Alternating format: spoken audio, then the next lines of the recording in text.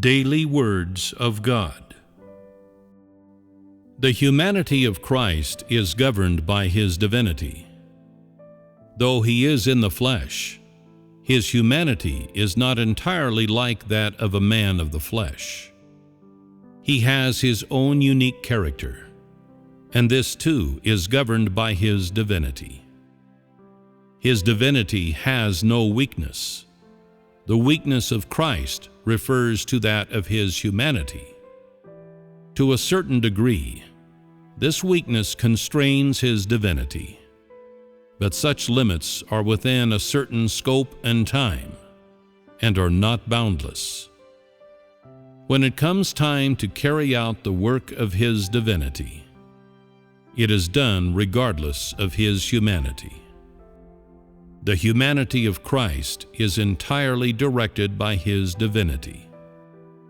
Aside from the normal life of His humanity, all other actions of His humanity are influenced, affected, and directed by His divinity.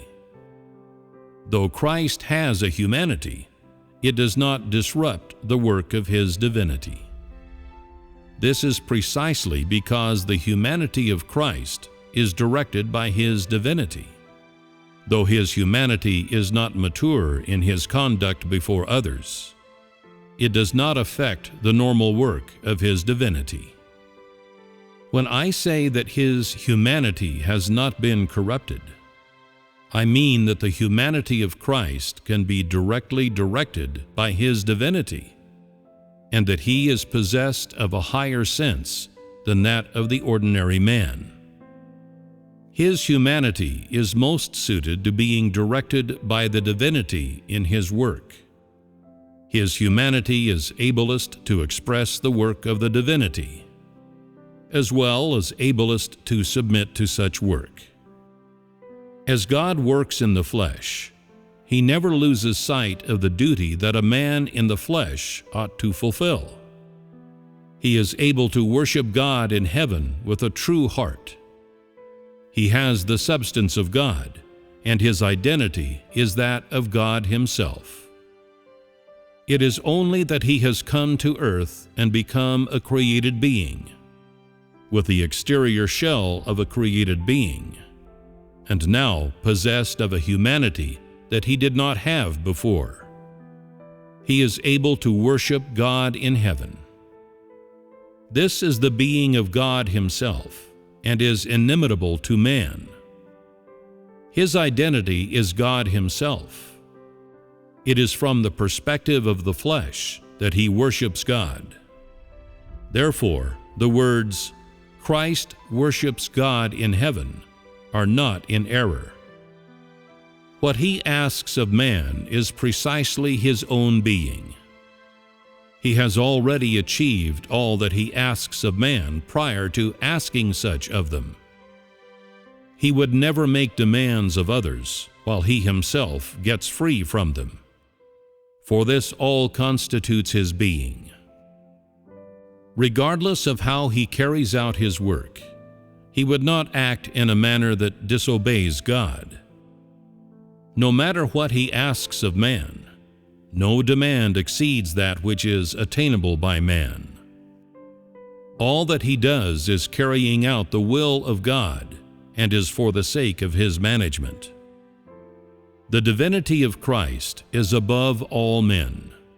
Therefore, He is the highest authority of all created beings. This authority is His divinity, that is, the disposition and being of God Himself, which determines His identity. Therefore, no matter how normal His humanity, it is undeniable that He has the identity of God Himself.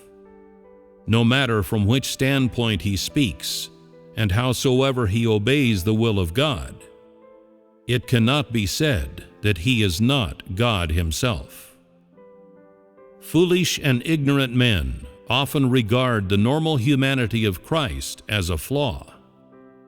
No matter how He expresses and reveals the being of His divinity, man is unable to acknowledge that He is Christ. and the more that Christ demonstrates his obedience and humility, the more lightly foolish men regard Christ.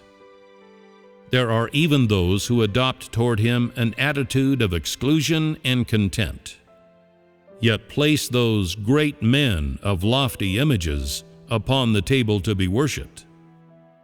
Man's resistance to and disobedience of God come from the fact that the substance of the incarnate God submits to the will of God, as well as from the normal humanity of Christ. Herein lies the source of man's resistance to and disobedience of God.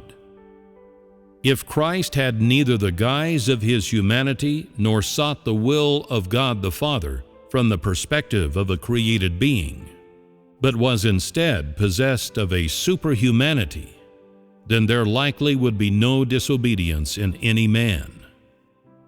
The reason man is always willing to believe in an invisible God in heaven is because God in heaven has no humanity, and he does not have a single quality of the created being.